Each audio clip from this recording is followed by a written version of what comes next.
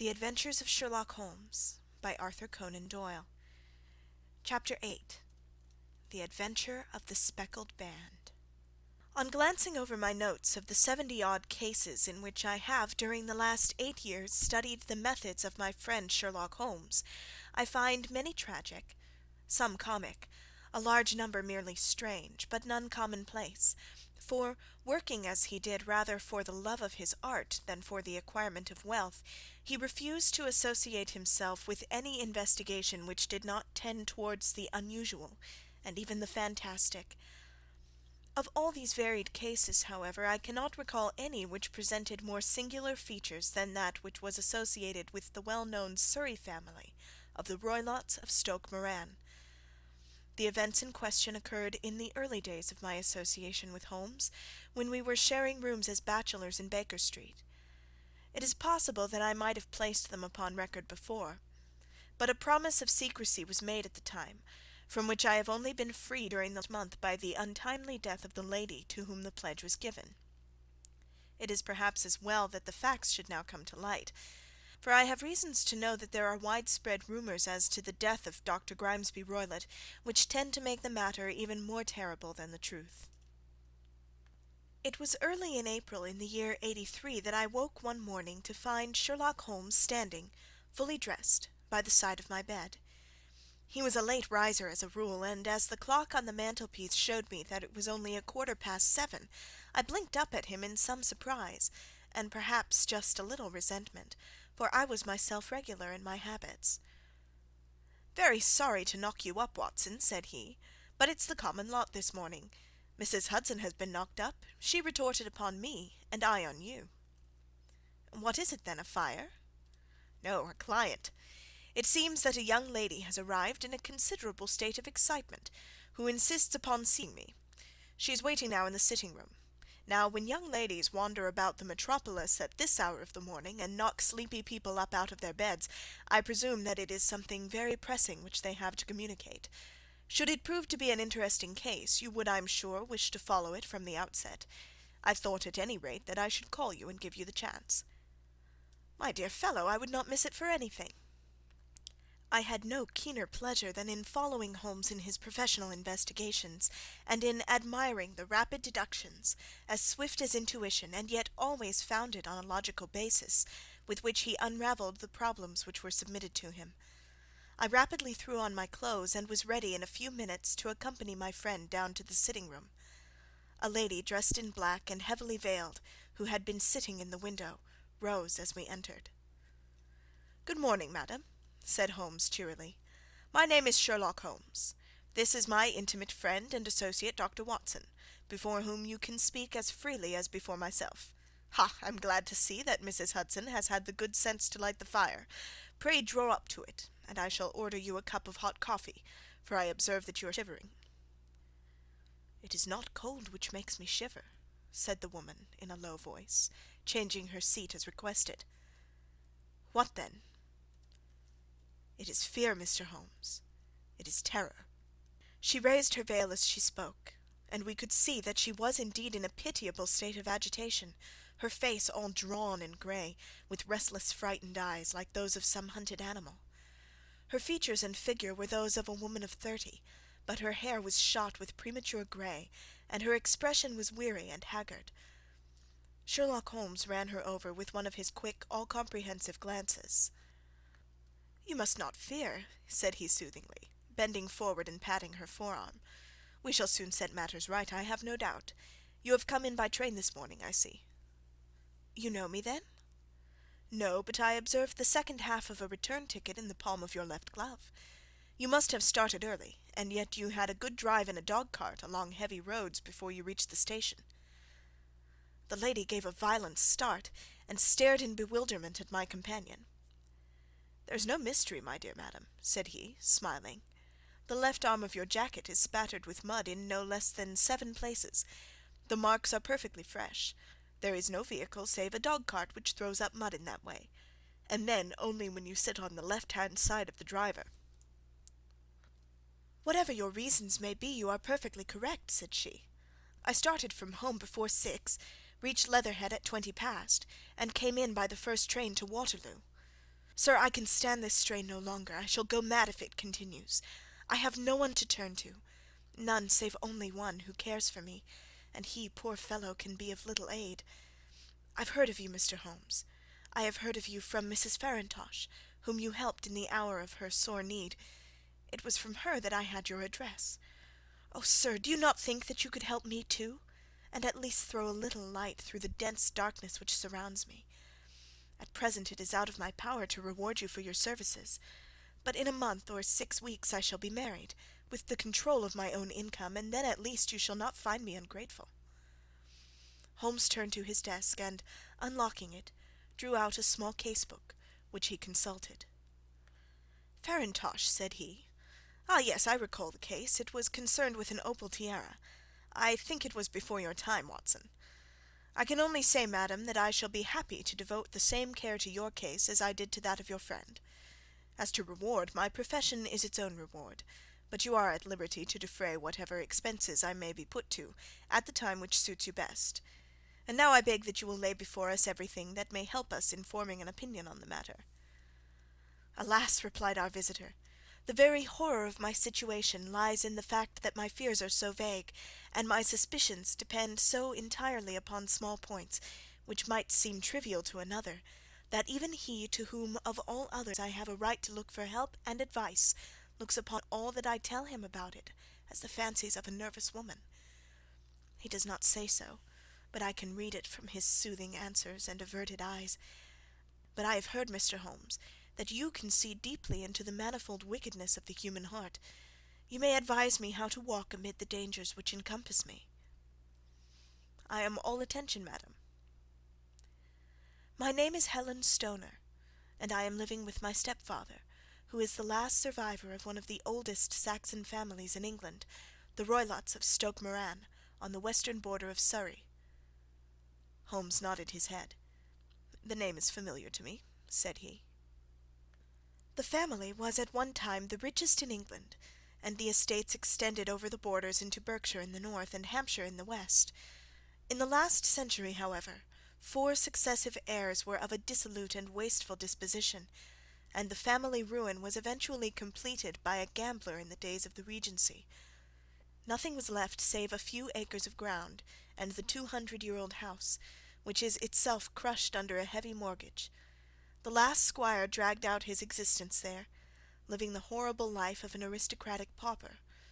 But his only son, my stepfather, seeing that he must adapt himself to the new conditions, obtained an advance from a relative, which enabled him to take a medical degree, and went out to Calcutta, where, by his professional skill and force of character, he established a large practice.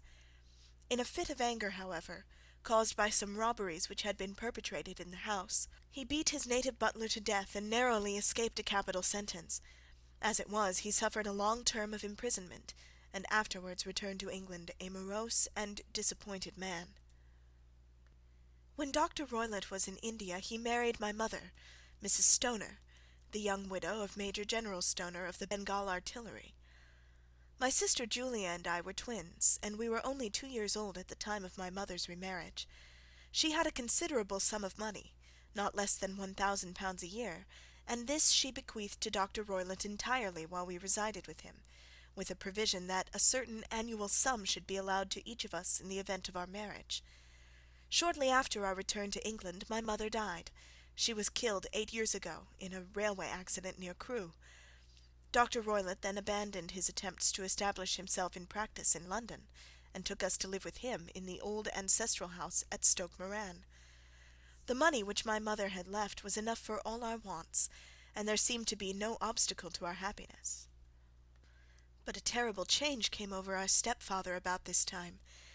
Instead of making friends and exchanging visits with our neighbours, who had at first been overjoyed to see a Roylott of Stoke Moran back in the old family seat, he shut himself up in his house, and seldom came out save to indulge in ferocious quarrels with whoever might cross his path. Violence of temper, approaching to mania, has been hereditary in the men of the family, and in my stepfather's case it had, I believe, been intensified by his long residence in the tropics. A series of disgraceful brawls took place, 2 of which ended in the police court, until at last he became the terror of the village, and the folks would fly at his approach, for he is a man of immense strength, and absolutely uncontrollable in his anger. Last week he hurled the local blacksmith over a parapet into a stream, and it was only by paying over all the money which I could gather together that I was able to avert another public exposure. He had no friends at all save the wandering gipsies, and he would give these vagabonds leave to encamp upon the few acres of bramble-covered land which represent the family estate, and would accept in return the hospitality of their tents, wandering away with them, sometimes for weeks on end. He has a passion also for Indian animals, which are sent over to him by a correspondent, and he has at this moment a cheetah and a baboon, which wander freely over his grounds, and are feared by the villagers almost as much as their master. You can imagine from what I say that my poor sister Julia and I had no great pleasure in our lives. No servant would stay with us, and for a long time we did all the work of the house. She was but 30 at the time of her death, and yet her hair had already begun to whiten, even as mine has. Your sister is dead, then? She died just 2 years ago, and it is of her death that I wish to speak to you. You can understand that, living the life which I have described, we were little likely to see any one of our own age and position. We had, however, an aunt, my mother's maiden sister, Miss Honoria Westphale, who lives near Harrow, and we were occasionally allowed to pay short visits at this lady's house. Julia went there at Christmas 2 years ago, and met there a half-pay major of marines, to whom she became engaged. My stepfather learned of the engagement when my sister returned, and offered no objection to the marriage, but within a fortnight of the day which had been fixed for the wedding, the terrible event occurred which has deprived me of my only companion. Sherlock Holmes had been leaning back in his chair with his eyes closed and his head sunk in a cushion, but he half opened his lids now and glanced across at his visitor. "Pray be precise as to details," said he. "It is easy for me to be so, for every event of that dreadful time is seared into my memory. The manor house is, as I have already said, very old, and only one wing is now inhabited. The bedrooms in this wing are on the ground floor, the sitting rooms being in the central block of the buildings. Of these bedrooms, the first is Dr. Roylott's, the second my sister's, and the third my own. There is no communication between them, but they all open out into the same corridor. Do I make myself plain?" "Perfectly so."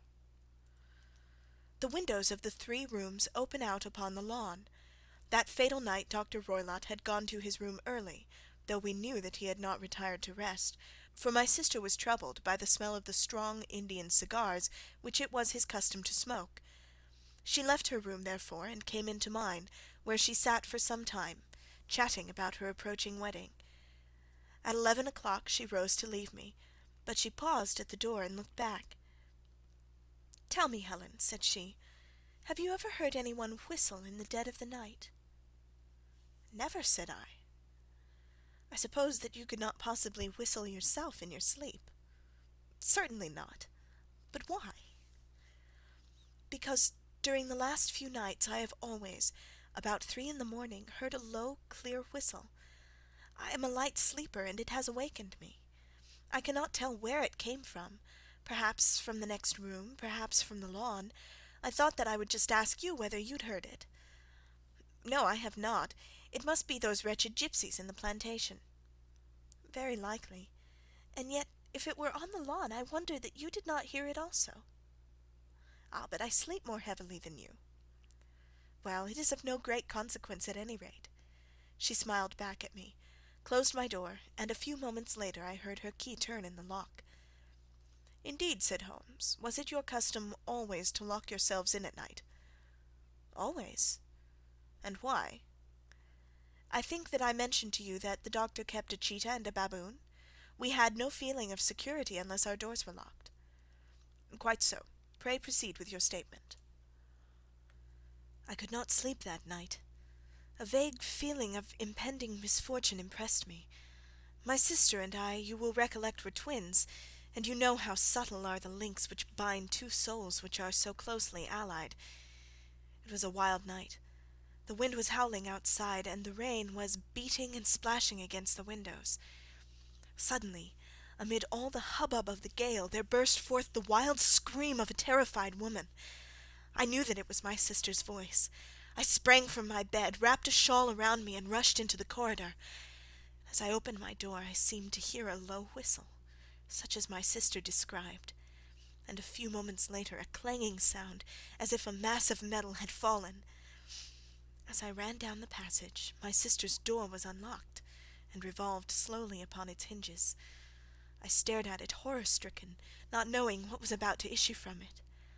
By the light of the corridor lamp I saw my sister appear at the opening, her face blanched with terror, her hands groping for help, her whole figure swaying to and fro like that of a drunkard. I ran to her and threw my arms round her, but at that moment her knees seemed to give way, and she fell to the ground. She writhed as one who is in terrible pain, and her limbs were dreadfully convulsed. At first I thought that she had not recognized me, but as I bent over her she suddenly shrieked in a voice which I shall never forget, "Oh, my God, Helen! It was the band! The Speckled Band!" There was something else which she would fain have said, and she stabbed with her finger in the air in the direction of the doctor's room, but a fresh convulsion seized her and choked her words. I rushed out, calling loudly for my stepfather, and I met him hastening from his room in his dressing gown. When he reached my sister's side, she was unconscious, and though he poured brandy down her throat and sent for medical aid from the village, all efforts were in vain, for she slowly sank and died without having recovered her consciousness. Such was the dreadful end of my beloved sister. "One moment," said Holmes. "Are you sure about this whistle and metallic sound? Could you swear to it?" "That was what the country coroner asked me at the enquiry. It is my strong impression that I heard it, and yet among the crash of the gale and the creaking of an old house I may possibly have been deceived."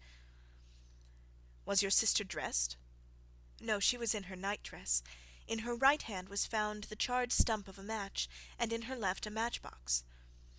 "Showing that she had struck a light and looked about her when the alarm took place. That is important. And what conclusions did the coroner come to?" "He investigated the case with great care, for Dr. Roylott's conduct had long been notorious in the county, but he was unable to find any satisfactory cause of death. My evidence showed that the door had been fastened upon the inner side, and the windows were blocked by old-fashioned shutters with broad iron bars, which were secured every night. The walls were carefully sounded, and were shown to be quite solid all round, and the flooring was also thoroughly examined, with the same result.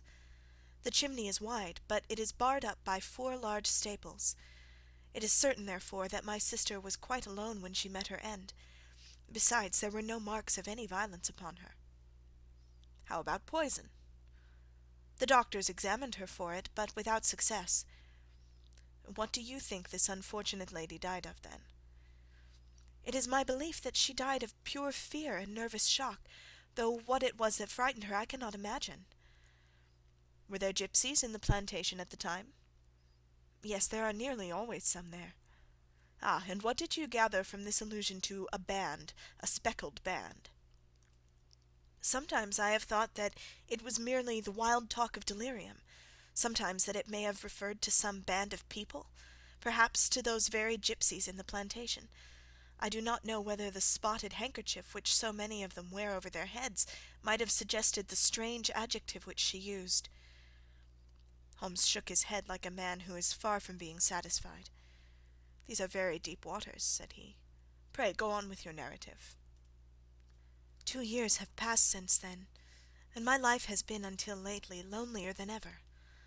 A month ago, however, a dear friend, whom I have known for many years, has done me the honour to ask my hand in marriage. His name is Armitage, Percy Armitage, the second son of Mr. Armitage of Cranewater, near Reading. My stepfather has offered no opposition to the match, and we are to be married in the course of the spring. 2 days ago some repairs were started in the west wing of the building, and my bedroom wall has been pierced, so that I have had to move into the chamber in which my sister died, and to sleep in the very bed in which she slept. Imagine, then, my thrill of terror when last night, as I lay awake thinking over her terrible fate, I suddenly heard in the silence of the night the low whistle which had been the herald of her own death. I sprang up and lit the lamp, but nothing's to be seen in the room.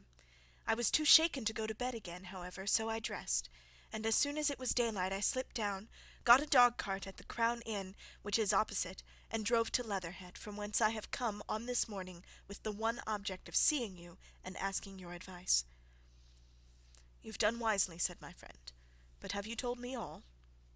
"Yes, all." "Miss Roylott, you have not. You are screening your stepfather." "Why, what do you mean?" For answer Holmes pushed back the frill of black lace which fringed the hand that lay upon our visitor's knee. 5 little livid spots, the marks of 4 fingers and a thumb, were printed upon the white wrist. "You have been cruelly used," said Holmes. The lady coloured deeply and covered over her injured wrist. "He is a hard man," she said, "and perhaps he hardly knows his own strength." There was a long silence, during which Holmes leaned his chin upon his hands and stared into the crackling fire. "This is a very deep business," he said at last. "There are 1,000 details which I should desire to know before I decide upon our course of action. Yet we have not a moment to lose. If we were to come to Stoke Moran to-day, would it be possible for us to see over these rooms without the knowledge of your stepfather?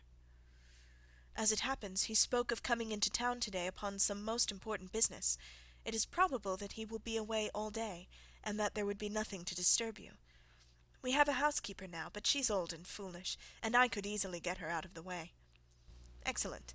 You're not averse to this trip, Watson?" "By no means." "Then we shall both come. What are you going to do yourself?" "I have 1 or 2 things which I would wish to do now that I am in town, but I shall return by the 12 o'clock train, so as to be there in time for your coming." "And you may expect us early in the afternoon. I have myself some small business matters to attend to. Will you not wait and breakfast?" "No, I must go. My heart is lightened already since I have confided my trouble to you. I shall look forward to seeing you again this afternoon." She dropped her thick black veil over her face and glided from the room. "And what do you think of it all, Watson?" asked Sherlock Holmes, leaning back in his chair. "It seems to me to be a dark and sinister business." "Dark enough and sinister enough. Yet if the lady is correct in saying that the flooring and walls are sound, and that the door, window, and chimney are impassable, then her sister must undoubtedly have been alone when she met her mysterious end. What becomes then of these nocturnal whistles, and what of the very peculiar words of the dying woman? I cannot think. When you combine the ideas of whistles at night, the presence of a band of gipsies who are on intimate terms with this old doctor, the fact that we have every reason to believe that the doctor has an interest in preventing his stepdaughter's marriage, the dying allusion to a band, and finally the fact that Miss Helen Stoner heard a metallic clang which might have been caused by one of those metal bars that secured the shutters falling back into its place, I think that there is good ground to think that the mystery may be cleared along those lines. But what then did the gipsies do? I cannot imagine. I see many objections to any such theory. And so do I. It is for precisely that reason that we are going to Stoke Moran this day. I want to see whether the objections are fatal, or if they may be explained away. But what in the name of the devil?" The ejaculation had been drawn from my companion by the fact that our door had suddenly been dashed open, and that a huge man had framed himself in the aperture. His costume was a peculiar mixture of the professional and the agricultural, having a black top hat, a long frock coat, and a pair of high gaiters, with a hunting crop swinging in his hand. So tall was he that his hat actually brushed the crossbar of the doorway, and his breadth seemed to span it across from side to side. A large face, seared with 1,000 wrinkles, burned yellow with the sun, and marked with every evil passion, was turned from one to the other of us, while his deep-set, bile-shot eyes and his high, thin, fleshless nose gave him somewhat the resemblance to a fierce old bird of prey. "Which of you is Holmes?" asked this apparition. "My name, sir, but you have the advantage of me," said my companion quietly. "I am Dr. Grimesby Roylott of Stoke Moran." "Indeed, doctor," said Holmes blandly. "Pray take a seat." "I will do nothing of the kind. My stepdaughter has been here. I have traced her. What has she been saying to you?" "It is a little cold for the time of year," said Holmes. "What has she been saying to you?" screamed the old man furiously. "But I have heard that the crocuses promise well," continued my companion imperturbably. "Ha! You put me off, do you?" said our new visitor, taking a step forward and shaking his hunting crop. "I know you, you scoundrel. I have heard of you before. You are Holmes, the meddler." My friend smiled. "Holmes, the busybody." His smile broadened. "Holmes, the Scotland Yard Jack in office." Holmes chuckled heartily. "Your conversation is most entertaining," said he. "When you go out, close the door, for there is a decided draught." "I will go when I've said my say. Don't you dare meddle with my affairs. I know that Miss Stoner has been here. I traced her. I am a dangerous man to fall foul of. See here." He stepped swiftly forward, seized the poker, and bent it into a curve with his huge brown hands. "See that you keep yourself out of my grip," he snarled, and hurling the twisted poker into the fireplace, he strode out of the room. "He seems a very amiable person," said Holmes, laughing. "I am not quite so bulky, but if he had remained I might have shown him that my grip was not much more feeble than his own." As he spoke he picked up the steel poker and with a sudden effort straightened it out again. "Fancy his having the insolence to confound me with the official detective force! This incident gives zest to our investigation, however, and I only trust that our little friend will not suffer from her imprudence in allowing this brute to trace her. And now, Watson, we shall order breakfast, and afterwards I shall walk down to Doctors' Commons, where I hope to get some data which may help us in this matter." It was nearly 1 o'clock when Sherlock Holmes returned from his excursion. He held in his hands a sheet of blue paper, scrawled over with notes and figures. "I have seen the will of the deceased wife," said he. "To determine its exact meaning I have been obliged to work out the present prices of the investments with which it is concerned. The total income, which at the time of the wife's death was little short of £1,100, is now, through the fall in agricultural prices, not more than £750. Each daughter can claim an income of £250 in case of marriage. It is evident, therefore, that if both girls had married, this beauty would have had a mere pittance, while even one of them would cripple him to a very serious extent. My morning's work has not been wasted, since it has proved that he has the very strongest motives for standing in the way of anything of that sort. And now, Watson, this is too serious for dawdling, especially as the old man is aware that we are interesting ourselves in his affairs. So if you are ready, we shall call a cab and drive to Waterloo. I should be very much obliged if you would slip your revolver into your pocket. An Ely's No. 2 is an excellent argument with gentlemen who can twist steel pokers into knots. That and a toothbrush are, I think, all that we need." At Waterloo we were fortunate in catching a train for Leatherhead, where we hired a trap at the station inn and drove for 4 or 5 miles through the lovely Surrey lanes. It was a perfect day, with a bright sun and a few fleecy clouds in the heavens. The trees and wayside hedges were just throwing out their first green shoots, and the air was full of the pleasant smell of the moist earth. To me, at least, there was a strange contrast between the sweet promise of the spring and this sinister quest upon which we were engaged. My companion sat in front of the trap, his arms folded, his hat pulled down over his eyes, and his chin sunk upon his breast, buried in the deepest thought. Suddenly, however, he started, tapped me on the shoulder, and pointed over the meadows. "Look there," said he. A heavily timbered park stretched up in a gentle slope, thickening into a grove at the highest point. From amid the branches there jutted out the grey gables and high-roofed tree of a very old mansion. "Stoke Moran?" said he. "Yes, sir, that be the house of Dr. Grimesby Roylott," remarked the driver. "There is some building going on there," said Holmes. "That is where we are going." "There's the village," said the driver, pointing to a cluster of roofs some distance to the left. "But if you want to get to the house, you'll find it shorter to get over this stile, and so by the footpath over the fields. There it is, where the lady is walking." "And the lady, I fancy, is Miss Stoner," observed Holmes, shading his eyes. "Yes, I think we had better do as you suggest." We got off, paid our fare, and the trap rattled back on its way to Leatherhead. "I thought it as well," said Holmes, as we climbed the stile, "that this fellow should think we had come here as architects or on some definite business. It may stop his gossip. Good afternoon, Miss Stoner. You see that we have been as good as our word." Our client of the morning had hurried forward to meet us with a face which spoke her joy. "I have been waiting so eagerly for you," she cried, shaking hands with us warmly. "All has turned out splendidly. Dr. Roylott has gone to town, and it is unlikely that he will be back before evening." "We have had the pleasure of making the doctor's acquaintance," said Holmes, and in a few words he sketched out what had occurred. Miss Stoner turned white to the lips as she listened. "Good heavens!" she cried. "He has followed me, then?" "So it appears." "He is so cunning that I never know when I am safe from him. What will he say when he returns?" "He must guard himself, for he may find that there is some one more cunning than himself upon his track. You must lock yourself up from him to-night. If he is violent, we shall take you away to your aunt's at Harrow. Now we must make the best use of our time, so kindly take us at once to the rooms which we are to examine." The building was of grey, lichen-blotched stone, with a high central portion and two curving wings, like the claws of a crab, thrown out on each side. In one of those wings the windows were broken and blocked with wooden boards, while the roof was partly caved in, a picture of ruin. The central portion was in little better repair, but the right-hand block was comparatively modern, and the blinds in the windows, with the blue smoke curling up from the chimneys, showed that this was where the family resided. Some scaffolding had been erected against the end wall, and the stonework had been broken into, but there were no signs of any workmen at the moment of our visit.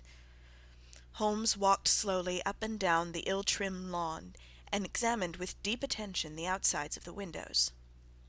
"This, I take it, belongs to the room in which you used to sleep, the centre one to your sister's, and the one next to the main building to Dr. Roylott's chamber." "Exactly so, but I am now sleeping in the middle room." "Pending the alterations, as I understand. By the way, there does not seem to be any very pressing need for repairs at that end of the wall." "There were none.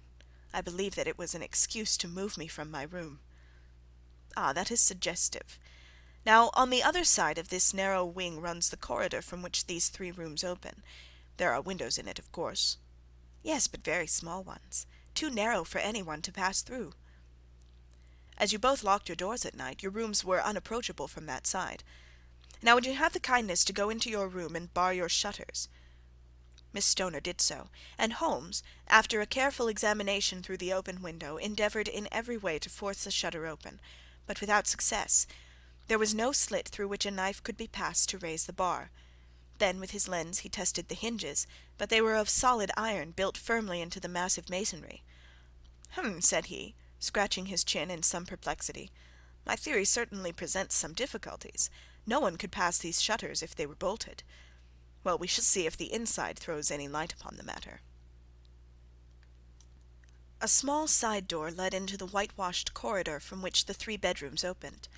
Holmes refused to examine the third chamber, so we passed at once to the second, that in which Miss Stoner was now sleeping, and in which her sister had met with her fate.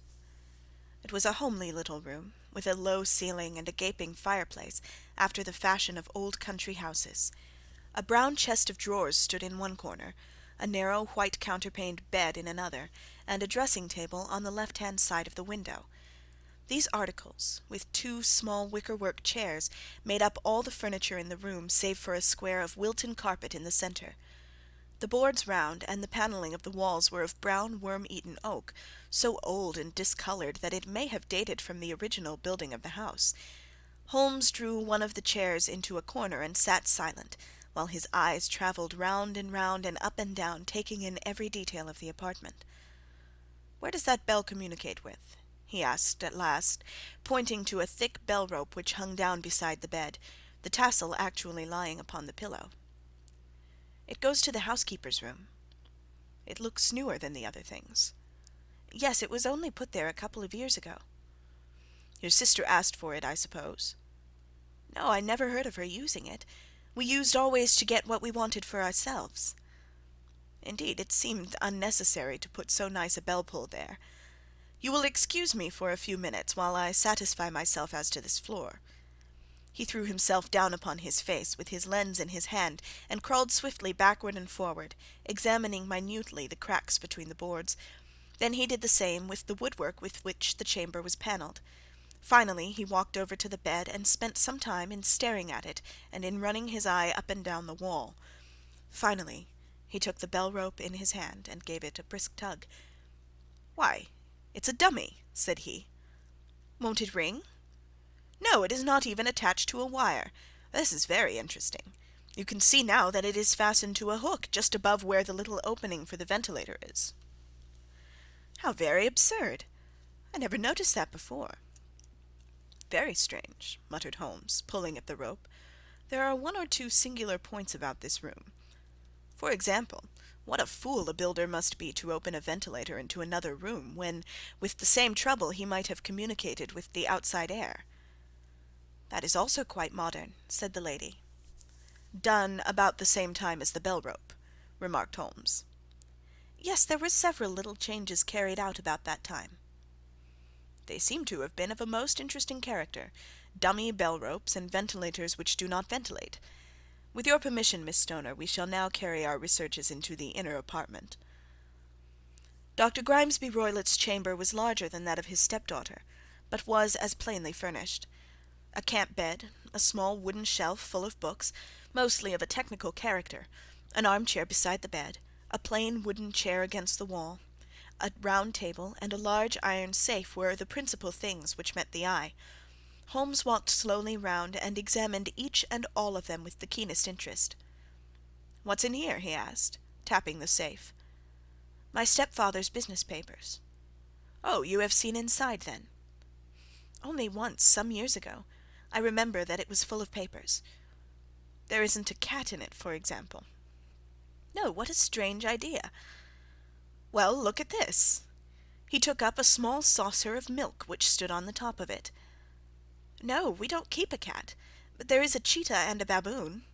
"Ah, yes, of course. Well, a cheetah is just a big cat, and yet a saucer of milk does not go very far in satisfying its wants, I dare say.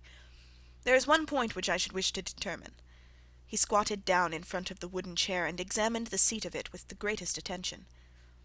"Thank you, that is quite settled," said he, rising and putting his lens in his pocket. "Hullo, here is something interesting." The object which had caught his eye was a small dog lash hung on one corner of the bed. The lash, however, was curled upon itself and tied so as to make a loop of whipcord.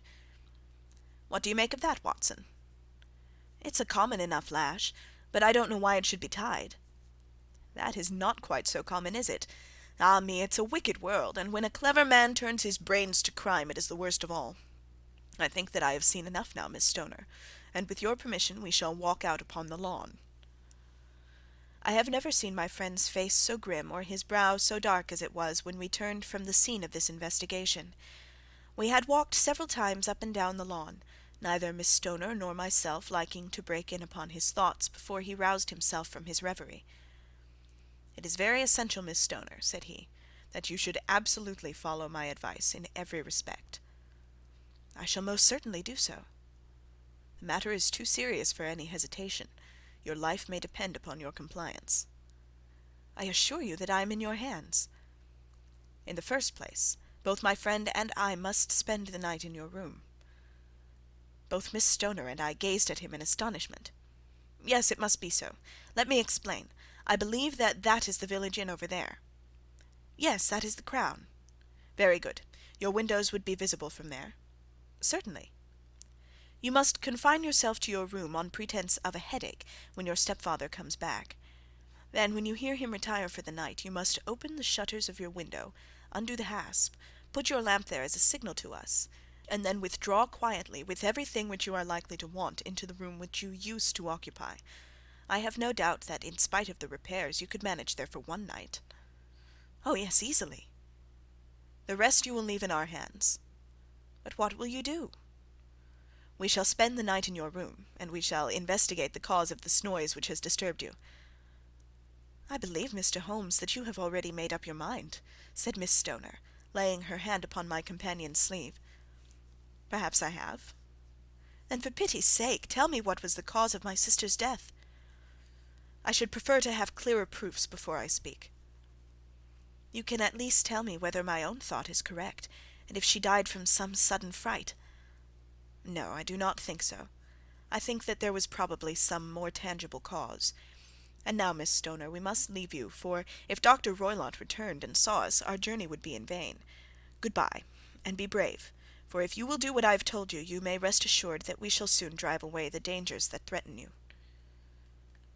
Sherlock Holmes and I had no difficulty in engaging a bedroom and sitting room at the Crown Inn. They were on the upper floor, and from our window we could command a view of the avenue gate, and of the inhabited wing of Stoke Moran Manor House. At dusk we saw Dr. Grimesby Roylott drive past, his huge form looming up beside the little figure of the lad who drove him. The boy had some slight difficulty in undoing the heavy iron gates, and we heard the hoarse roar of the doctor's voice, and saw the fury with which he shook his clenched fists at him. The trap drove on, and a few minutes later we saw a sudden light spring up among the trees, as the lamp was lit in one of the sitting rooms. "Do you know, Watson," said Holmes, as we sat together in the gathering darkness, "I have really some scruples as to taking you tonight. There is a distinct element of danger." "Can I be of assistance?" "Your presence might be invaluable." "Then I shall certainly come." "It is very kind of you." "You speak of danger. You have evidently seen more in these rooms than was visible to me." "No, but I fancy that I may have deduced a little more. I imagine that you saw all that I did." "I saw nothing remarkable save the bell rope, and what purpose that could answer I confess is more than I can imagine." "You saw the ventilator too?" "Yes, but I do not think it is such a very unusual thing to have a small opening between two rooms. It was so small that a rat could hardly pass through." "I knew that we should find a ventilator before ever we came to Stoke Moran." "My dear Holmes!" "Oh yes, I did. You remember in her statement she said that her sister could smell Dr. Roylott's cigar. Now, of course, that suggested at once that there must be a communication between the two rooms. It could only be a small one, or it would have been remarked upon at the coroner's inquiry. I deduced a ventilator." "But what harm can there be in that?" "Well, there is at least a curious coincidence of dates. A ventilator is made, a cord is hung, and a lady who sleeps in the bed dies. Does not that strike you?" "I cannot as yet see any connection." "Did you observe anything very peculiar about that bed?" "No." "It was clamped to the floor. Did you ever see a bed fastened like that before?" "I cannot say that I have." "The lady could not move her bed. It must always be in the same relative position to the ventilator and to the rope, or so we may call it, since it was clearly never meant for a bell pull." "Holmes," I cried, "I seem to see dimly what you are hinting at. We are only just in time to prevent some subtle and horrible crime." "Subtle enough and horrible enough. When a doctor goes wrong he is the first of criminals. He has nerve and he has knowledge. Palmer and Pritchard were among the heads of their profession. This man strikes even deeper, but I think, Watson, that we shall be able to strike deeper still. But we shall have horrors enough before the night is over. For goodness' sake, let us have a quiet pipe, and turn our minds for a few hours to something more cheerful." About 9 o'clock the light among the trees was extinguished, and all was dark in the direction of the manor house. 2 hours passed slowly away, and then suddenly, just at the stroke of 11, a single bright light shone out right in front of us. "That is our signal," said Holmes, springing to his feet. "It comes from the middle window." As we passed out, he exchanged a few words with the landlord, explaining that we were going on a late visit to an acquaintance, and that it was possible that we might spend the night there.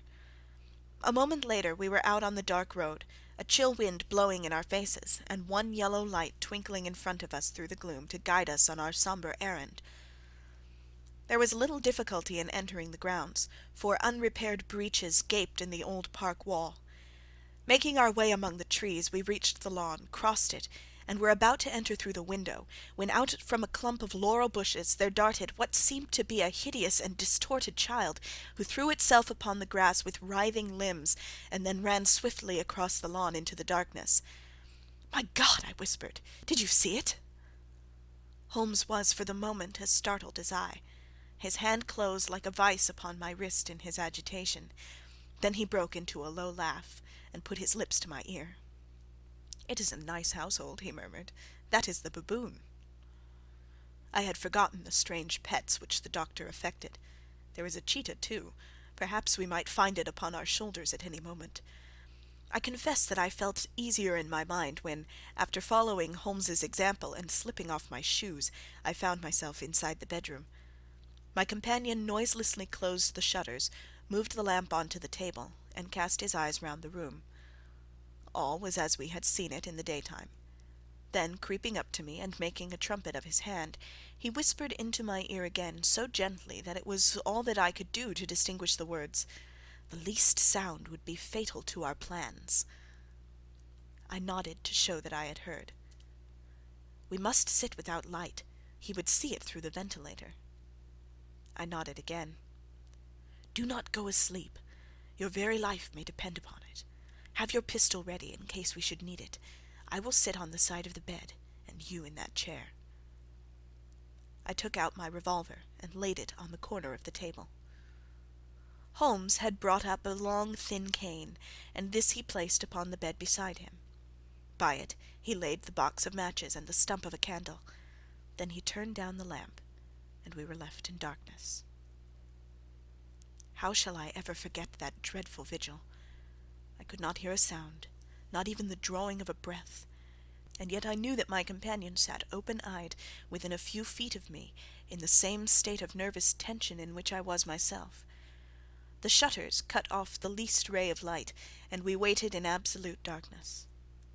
From outside came the occasional cry of a night-bird, and once at our very window a long-drawn cat-like whine, which told us that the cheetah was indeed at liberty.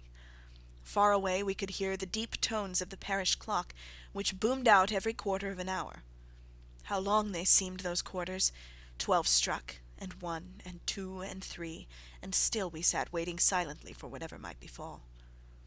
Suddenly there was the momentary gleam of a light up in the direction of the ventilator, which vanished immediately, but was succeeded by a strong smell of burning oil and heated metal. Someone in the next room had lit a dark lantern. I heard a gentle sound of movement, and then all was silent once more, though the smell grew stronger. For half an hour I sat with straining ears. Then suddenly another sound became audible, a very gentle, soothing sound, like that of a small jet of steam escaping continually from a kettle. The instant that we heard it, Holmes sprang from the bed, struck a match, and lashed furiously with his cane at the bell-pull. "Do you see it, Watson?" he yelled. "Do you see it?" But I saw nothing. At the moment when Holmes struck the light I heard a low, clear whistle, but the sudden glare flashing into my weary eyes made it impossible for me to tell what it was at which my friend lashed so savagely. I could, however, see that his face was deadly pale and filled with horror and loathing. He had ceased to strike, and was gazing up at the ventilator, when suddenly there broke from the silence of the night the most horrible cry to which I have ever listened. It swelled up louder and louder, a hoarse yell of pain and fear and anger all mingled in one dreadful shriek. They say that away down in the village, and even in the distant parsonage, that cry raised the sleepers from their beds. It struck cold to our hearts, and I stood gazing at Holmes, and he at me, until the last echoes of it had died away into the silence from which it rose. "What can it mean?" I gasped. "It means that it is all over," Holmes answered, "and perhaps, after all, it is for the best. Take your pistol, and we will enter Dr. Roylott's room." With a grave face he lit the lamp, and led the way down the corridor. Twice he struck at the chamber door without any reply from within. Then he turned the handle, and entered, I at his heels, with the cocked pistol in my hand. It was a singular sight which met our eyes. On the table stood a dark lantern, with the shutter half open, throwing a brilliant beam of light upon the iron safe, the door of which was ajar. Beside this table, on the wooden chair, sat Dr. Grimesby Roylott, clad in a long grey dressing-gown, his bare ankles protruding beneath, and his feet thrust into red heel-less Turkish slippers. Across his lap lay the short stock with the long lash which we had noticed during the day. His chin was cocked upward, and his eyes were fixed in a dreadful rigid stare at the corner of the ceiling. Round his brow he had a peculiar yellow band, with brownish speckles which seemed to be bound tightly round his head. As we entered he made neither sound nor motion. "The band! The Speckled Band!" whispered Holmes. I took a step forward. In an instant his strange headgear began to move, and there reared itself from among his hair the squat, diamond-shaped head and puffed neck of a loathsome serpent. "It is a swamp adder," cried Holmes, "the deadliest snake in India. He has died within 10 seconds of being bitten. Violence does, in truth, recoil upon the violent, and the schemer falls into the pit which he digs for another. Let us thrust this creature back into its den, and we can then remove Miss Stoner to some place of shelter, and let the county police know what has happened." As he spoke, he drew the dog-whip swiftly from the dead man's lap, and throwing the noose round the reptile's neck, he drew it from its horrid perch, and, carrying it at arm's length, threw it into the iron safe, which he closed upon it. Such are the true facts of the death of Dr. Grimesby Roylott of Stoke Moran. It is not necessary that I should prolong a narrative which has already run too great a length by telling how we broke the sad news to the terrified girl, how we conveyed her by the morning train to the care of her good aunt at Harrow, of how the slow process of official enquiry came to the conclusion that the doctor met his fate while indiscreetly playing with a dangerous pet. The little which I had yet to learn of the case was told me by Sherlock Holmes as we travelled back the next day. "I had," said he, "come to an entirely erroneous conclusion, which shows, my dear Watson, how dangerous it always is to reason from insufficient data. The presence of the gipsies, and the use of the word band, which was used by the poor girl, no doubt, to explain the appearance which she had caught a hurried glimpse of by the light of her match, were sufficient to put me upon an entirely wrong scent. I can only claim the merit that I instantly reconsidered my position, when, however, it became clear to me that whatever danger threatened an occupant of the room could not come either from the window or the door. My attention was speedily drawn, as I have already remarked to you, to this ventilator, and to the bell-rope which hung down to the bed. The discovery that this was a dummy, and that the bed was clamped to the floor, instantly gave rise to the suspicion that the rope was there as a bridge for something passing through the hole and coming to the bed. The idea of a snake instantly occurred to me, and when I coupled it with my knowledge that the doctor was furnished with a supply of creatures from India, I felt that I was probably on the right track. The idea of using a form of poison which could not possibly be discovered by any chemical test was just such a one as would occur to a clever and ruthless man who had had an Eastern training. The rapidity with which such a poison would take effect would also, from his point of view, be an advantage. It would be a sharp-eyed coroner indeed who could distinguish the 2 little dark punctures which would show where the poison fangs had done their work. Then I thought of the whistle. Of course he must recall the snake before the morning light revealed it to the victim. He had trained it, probably by use of the milk which we saw, to return to him when summoned. He would put it through this ventilator at the hour that he thought best, with the certainty that it would crawl down the rope and land on the bed. It might or might not bite the occupant. Perhaps she might escape every night for a week, but sooner or later she must fall a victim. I had come to these conclusions before I had ever entered his room. An inspection of his chair showed me that he had been in the habit of standing on it, which of course would be necessary in order that he should reach the ventilator. The sight of the safe, the saucer of milk, and the loop of whipcord were enough to finally dispel any doubts which may have remained. The metallic clang heard by Miss Stoner was obviously caused by her stepfather hastily closing the door of his safe upon its terrible occupant. Having once made up my mind, you know the steps which I took in order to put the matter to the proof. I heard the creature hiss, as I have no doubt that you did also, and I instantly lit the light and attacked it, with the result of driving it through the ventilator, and also with the result of causing it to turn upon its master at the other side. Some of the blows of my cane came home and roused its snakish temper, so that it flew upon the first person it saw. In this way I am no doubt indirectly responsible for Dr. Grimesby Roylott's death, and I cannot say it is likely to weigh very heavily upon my conscience. End of The Adventure of the Speckled Band.